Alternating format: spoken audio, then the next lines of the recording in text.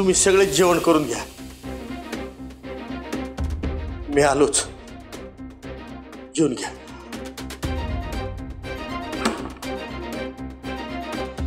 आणि हा, आता दरवाजे सताड उघडे ठेवायचे.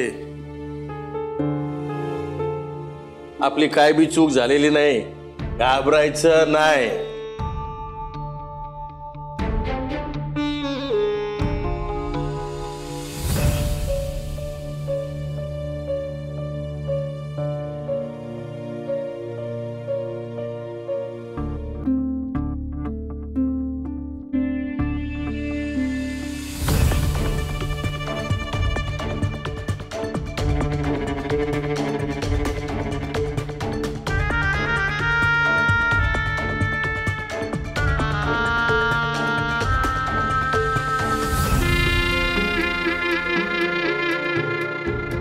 काय हो? तुमच्या मनात नक्की काय सुरू आहे? अगं माझ्या मनात काय काय नाही, जाऊ दे. पण पोर बिथरली आहे ग आपली, तिच्याकडं लक्ष दे जरा, सांभाळ तिला. हा, मी जरा जाऊन आलो. आणि हे बघ, माझं जे काय चाललंय ते सगळं आपल्या पोरीच्या भल्यासाठीच चाललेलं आहे ना. मग तिच्या भल्यासाठीच करतोय मी सगळं हे. लक्ष दे तिच्याकडं जरा, मी आलोच.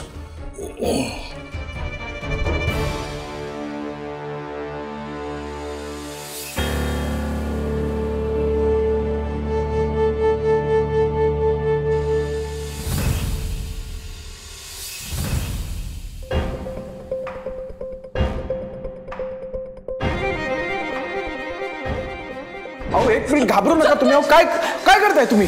तुझ्या माणसांनी बाहेरून दार बंद केलं, ते उघडायला सांग.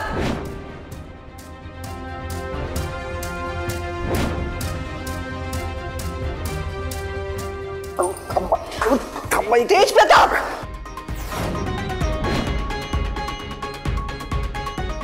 यांनी माझ्या ओ माई, आता तरी न्याय करा. प्लीज विश्वास ठेवा माझ्यावर.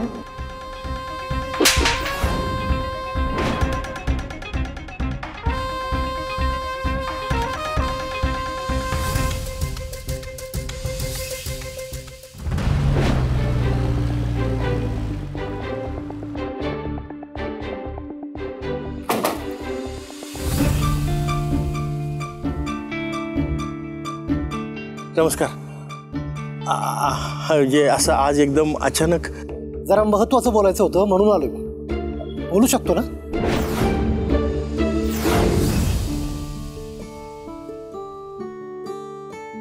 सुमन,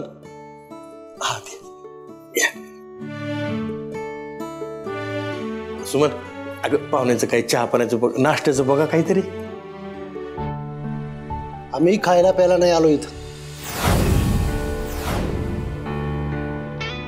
चांगलं खुळ्याचं सोंग घेता राहू तुम्ही, काहीच घडलं नसल्यासारखं. हो भास्करराव, तुम्ही काय बोलता मला काही कळणं झालंय. म्हणजे काय झालंय काय? नाही का? मी सांगतो. काल आमच्या परेशनं तुमच्या मुलीला फोन केला होता,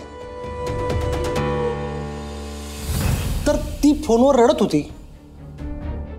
नंतर फोन कट झाला. आता तो सारखा फोन करतोय तर फोन स्विच ऑफ येतोय तिचा. तुम्ही काही लपवत तर नाही ना आमच्यापासून? नाही नाही, काय लपवायचं काय? स्नेहा, हा बाहेर येत आहे जरा.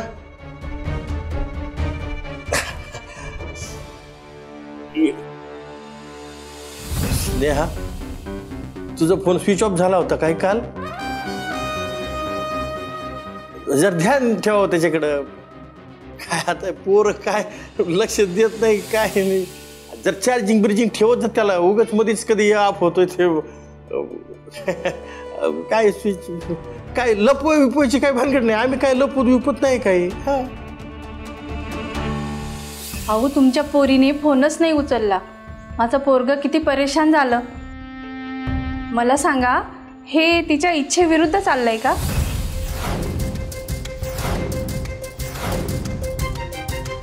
तिला लग्न नाही करायचं का आमच्या परेश बरोबर? अहो नाही नाही, तुम्ही समजताय तसं काही नाहीये भाऊ. हा नाही काकू, खरंच असं काही नाहीये.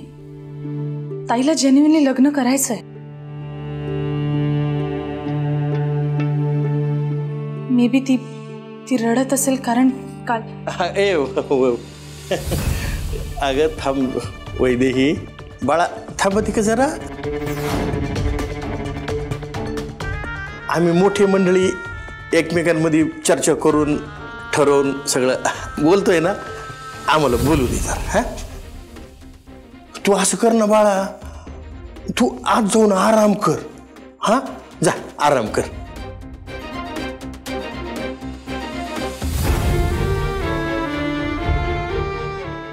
एक मिनिट जरा इकडे. हे तुझ्या हाताला काय लागलंय? आणि पायाची ती जखम?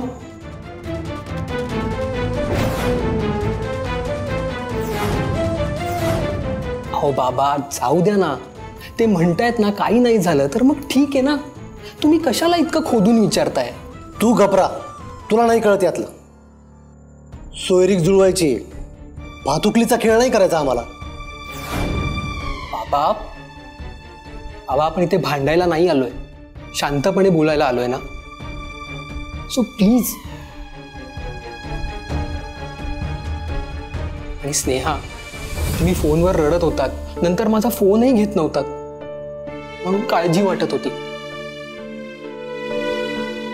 मला इतकंच विचारायचं आहे की तुम्ही ठीक आहात ना? म्हणजे तुम्हाला काही झालं नाही ना?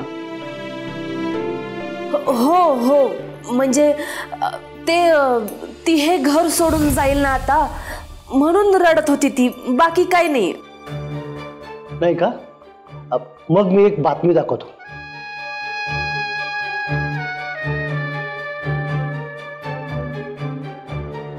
हे घ्या बघा. रमावती गावात घडलेल्या अपहरण प्रकरणातील एक धक्कादायक पुरावा आता सध्या समोर आलेला आहे. बातमी अशी आहे की या रमावती गावच्या माईसाहेब याच गावात 100 लग्न लावणार आहेत आणि याच गावातील एका मुलीचं अपहरण केलं गेलंय आणि त्याचा संशय आहे माईसाहेबांच्या मुलावर. त्यामुळे हे प्रकरण नेमकं आहे तरी काय? ही मुलगी याच रमावती गावातील एक प्रसिद्ध कबड्डी प्लेयर असल्याचं आमच्या माहितीनुसार समोर आलं.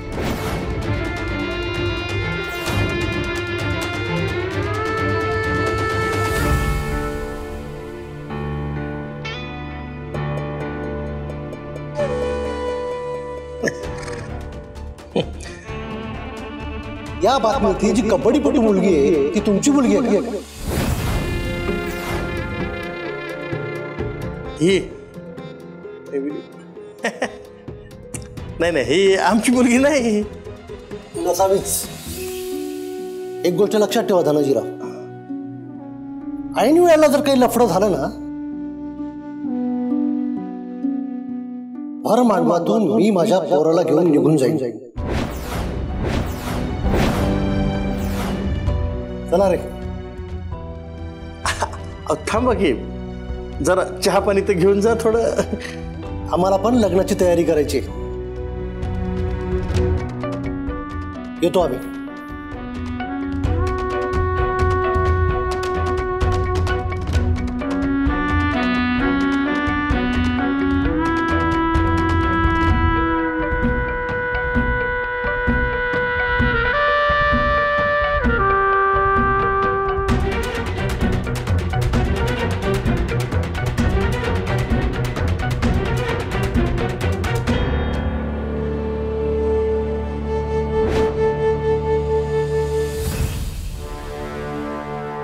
रमावती गावात घडलेल्या अपहरण प्रकरणातील एक धक्कादायक पुरावा आता सध्या समोर आलेला आहे. बातमी अशी आहे की या रमावती गावच्या माईसाहेब याच गावात 100 लग्न लावणार आहेत आणि याच गावातील एका मुलीचं अपहरण केलं गेलंय आणि त्याचा संशय आहे माईसाहेबांच्या मुलावर. त्यामुळे हे प्रकरण नेमकं आहे तरी काय? ही मुलगी याच रमावती गावातील एक प्रसिद्ध कबड्डी प्लेयर असल्याचं आमच्या माहितीनुसार समोर आलं.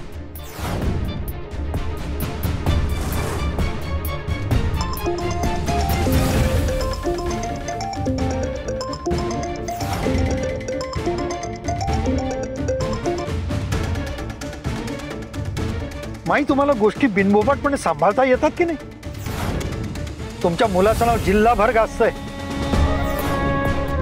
दादा अफवा आहेत त्या. अफवा हे तुम्ही आम्हाला सांगताय.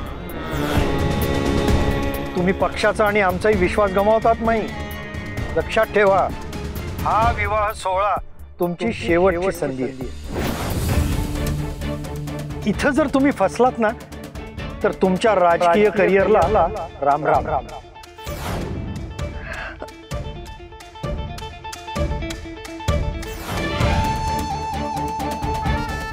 करिअरला राम राम.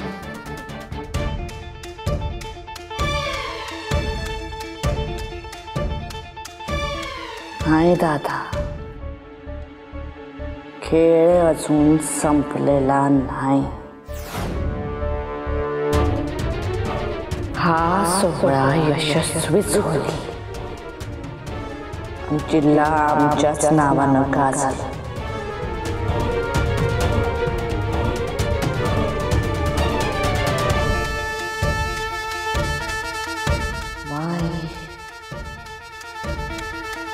कधीच हरत नाही.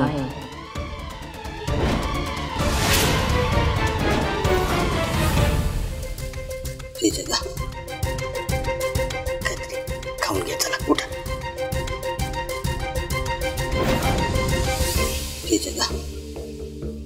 तुमच्या डोळ्यात पाणी. जदाऊ, तुम्हाला कितीदा सांगितलं तुमची काही चूक नाहीये. तुम्ही का स्वतःवर सगळं ओढून घेताय?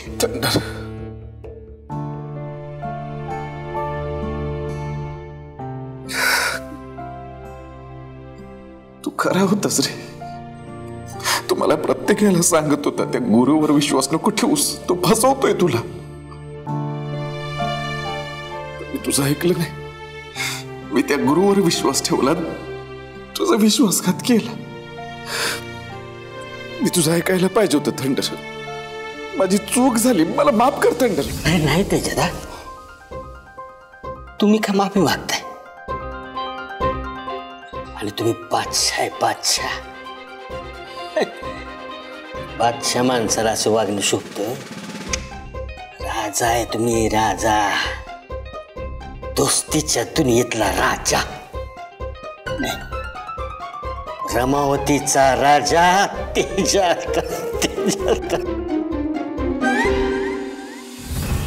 राजा थंडर, मी गुरुला दोस्त कमी, भाऊ जास्त मानले रे. प्रत्येक गोष्टीत मी त्याच्या पुढे उभं राहिलो आणि त्यानं काय केलं? पाठीत खंजीर खुपसला त्यानं. विश्वासघात केला माझा त्यानं. त्याच्यात तुम्ही सगळी विसरून जा, का मनाला लावून घेऊ. तुमचं ते काय झाली माहिती का?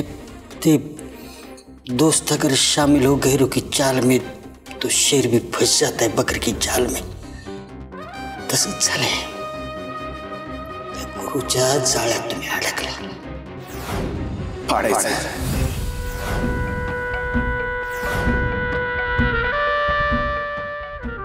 जाळ्यासहित त्या गुरुला फाडायचं आणि जिथं जमिनीत गाडायचं. आपल्या दोस्तीत गद्दारी करणाऱ्याचं काय हाल होत्यात हे कळू दे जगाला. थंडर, आत्ताच्या आत्ता जा आणि तो गुरु जिथं कुठं लपलाय तिथनं त्याला शोधून काढ. नाही त्याची सालं काढून हळद मीठ लावून वाळवली तर हा तेजात नाव नाही सांगणार. झालंच म्हणून समजा. थांबा.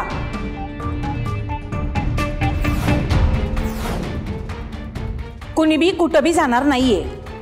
काकी कसं आहे बायका माझं, मला जाऊ द्या, आता अडवू नका. हे बघा, त्या गुरुनच समजा केलंय. थंडर, बाबूचं भलं झालेलं तुला बघायचंय का नाही? आहे का नाही बघायचंय?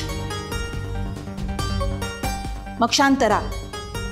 आता कुणीही काही करायची गरज नाहीये. काके, अगं त्यानंच केलंय हे सगळं. यात माझी काय बी चूक नाही ग काकी. त्याच्यामुळेच माझ्यावर बोल लागला, माईला मार खाली घालायला लागली, अपमान झाला माईंचा. आणि तू म्हणतेस की का?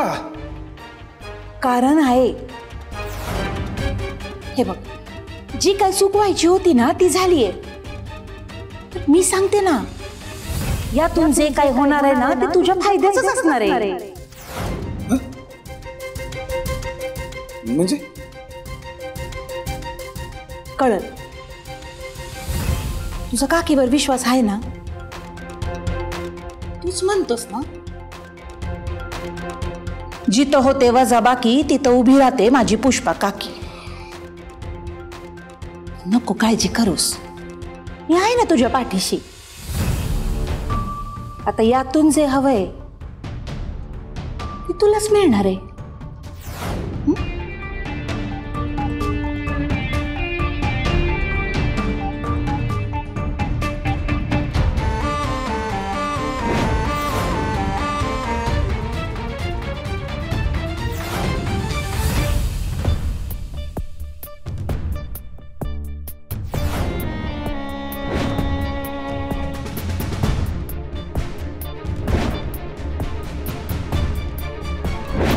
तुम्ही रमावतीची आई, तुम्ही न्यायमूर्ती आहात ना? मग आता का डोळ्याला आणि तोंडाला पट्टी बांधून गप्प बसलात? आता न्याय करा की. पप्पा याच्याच लोकांनी किडनॅप केलं होतं मला. यांनी माझ्या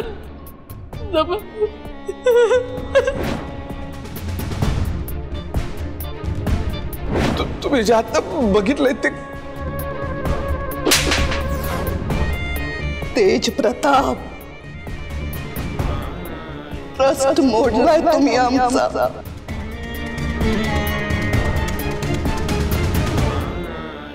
तुम्ही असं वागाल असं आम्हाला कधीच वाटलं नव्हतं. हा विवाह सोहळा तुमची शेवटची संधी आहे. इथं जर तुम्ही फसलात ना तर तुमच्या राजकीय करिअरला राम राम.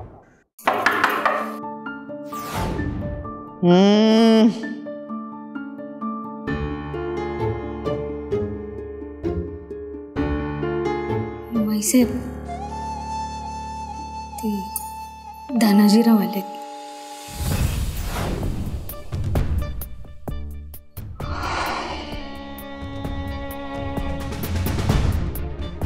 बाहेर बसवा त्याला. आले. जी.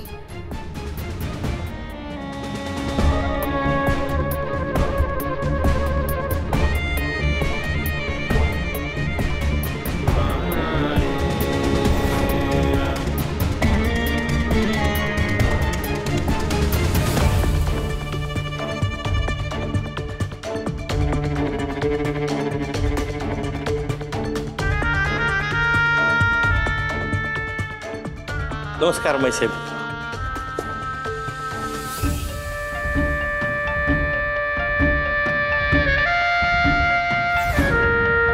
कशाला आले? हे म्हणजे काल तेजप्रतापरावांनी. आमच्या तेजप्रतापांचं नाव घ्यायचं नाही हा. त्याचा याच्याशी काय बी संबंध नाही. तेच तेच म्हणलं ना मी, त्यांचा काय संबंध आहे? काही नाही.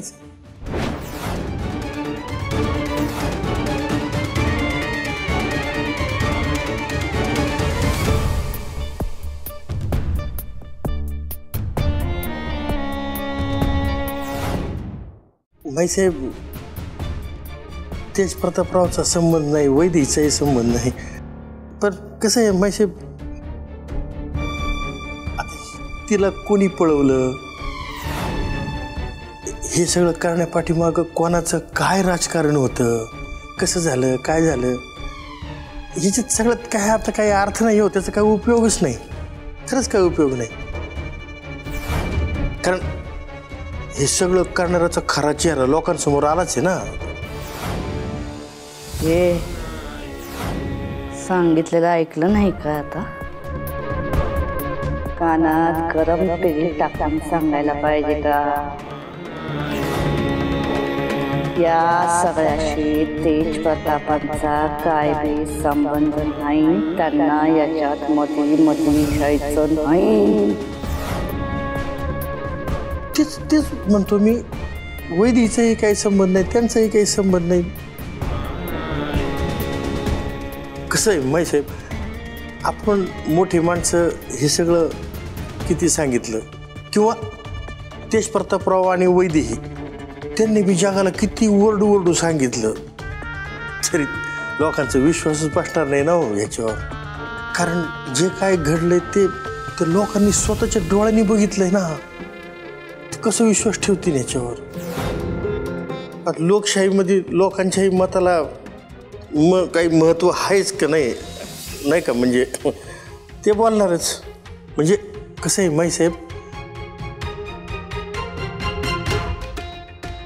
की मारणाऱ्याचे आपण हात धरू शकतो, बोलणाऱ्याचं तोंड नाही धरू शकत.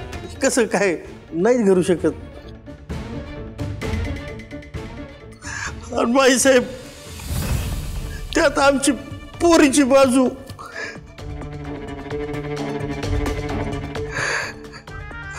या समद्यावर जर काहीच तोडगा निघाला नाही ना, तर माझ्या पोरीला आयुष्यभर बिन लग्नाचं बसून राहावं लागेल. डाग लागेल तिच्या कॅरेक्टरला. लोक बोलतच राहतील. एक बाप म्हणून मला कसं सहन होणार हे सगळं, नाही सहन व्हायचं. अरे लोक तर माझ्याच पोरीला म्हणतील ना, तूच त्या तेज प्रतापला नादीला. तोडगा सांगा. हा तोडगा काय? तोडगा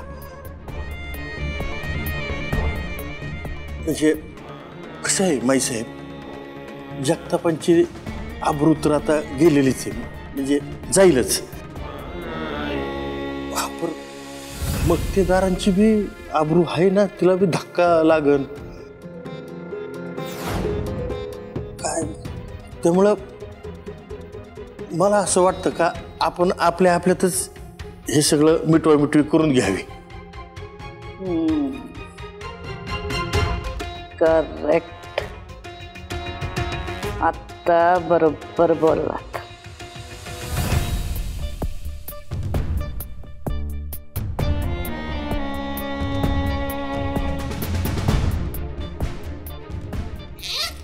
बोला, काय किंमत आहे तुमच्या आबरूची?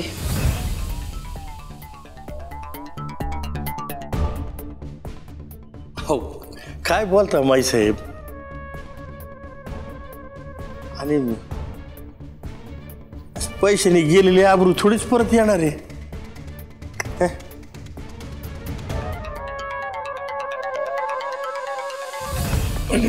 मला काय वाटतं माई साहेब, परवाच्या दिवशी तुम्ही 100 जोडप्यांचं सामूहिक विवाह करणार आहेतच, है की नाही? तर 101 असा शुभ आकडा घ्यावा लग्नाचा, आणि 101वं लग्न म्हणजे तुमच्या तेज प्रतापरावांशी आमच्या वैदेहीशी लग्न लावून द्यावं.